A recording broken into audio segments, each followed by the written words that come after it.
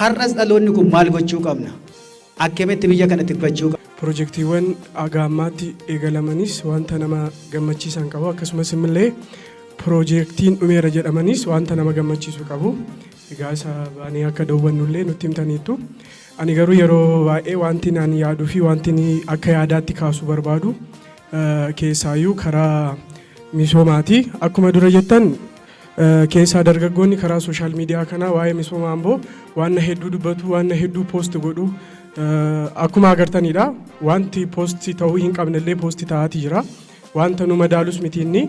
Haa ta'uyyuu malee ani waan inni irratti dubbachuu barbaadu.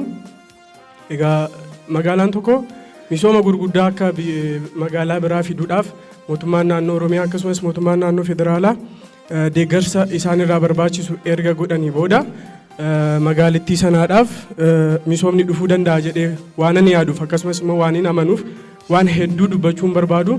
Garuu magaalaan Amboo akka Ambootti saffisni misoomni ishiin irra jirtu akkamitti deemaa jira isa jedhu yaada isaaniitti hojjetamuu hin qabu. Lafa irratti misoomni sun hojjetamu jira. Baajatni illee akkasuma karaa keessanis haa ta'u yookaan immoo karaa mootummaa naannoo Oromiyaa yookaan karaa mootummaa naannoo Federaalaa maybe gadhiifamuu ni mala, hin gadhiifamnes ta'a. Garuu erga isaan jalqabanii konistiraakshinoonni misooma kana fudhatan akka isaan seeraan galma yeroo jedhametti akka isaan galma nuuf geessisaniif dhiibbaa akkasiin gootan isiniin jedha. Waan hanga ammaatti magaalaa Amboo keessatti nuuf raawwattaniif galatoomaa isiniin jechuun barbaada. Dhufnee immoo gaafa aangoo gara aangootti dhufne kanas immoo kaleessa warra aangoo qabatanii nu fixaa turanii ara kiilootti deebina jedhanii Adwaa lammaffaatu hojjetame. Achittis muummichi ministeeraa keenyaa dhaqanii seenaan hojjetameera. Seenaa baay'eetu jira otoo haasofne. Har'as dhaloonni kun maal gochuu qabna?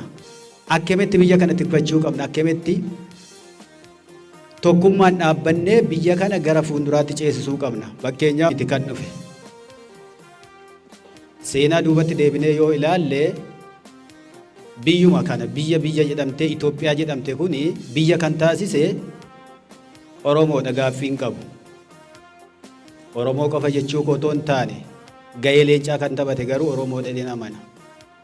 Akkuma seenaan nutti himte jechuudha. Kanaaf ammas gootummaa kaleessachii dhaalle hin hafne gaafa Adwaan injifannee jennus diinni biyya kanarraa dinagdee biyyi kun qabdu saammachuudhaaf nutti duulaa ture.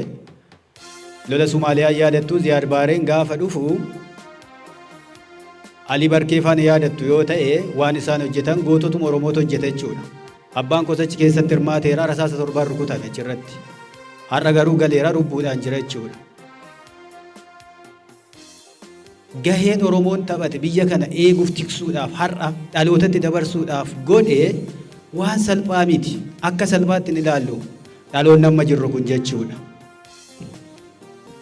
Meeshii kanas maaliif Adwaatu asiin nu gahe waan ta'eef injifannoota asiin nu gahe har'a misooma kan akka haasofnu nu taasise waan ta'eef qalbiidhaan otoo xiyyeeffannoo dhinaaffaadhaan otoo hojjettanii seenaa tokko keessanii dhalootatu itti darba waan ta'eef kan dhalootaati waan ta'eef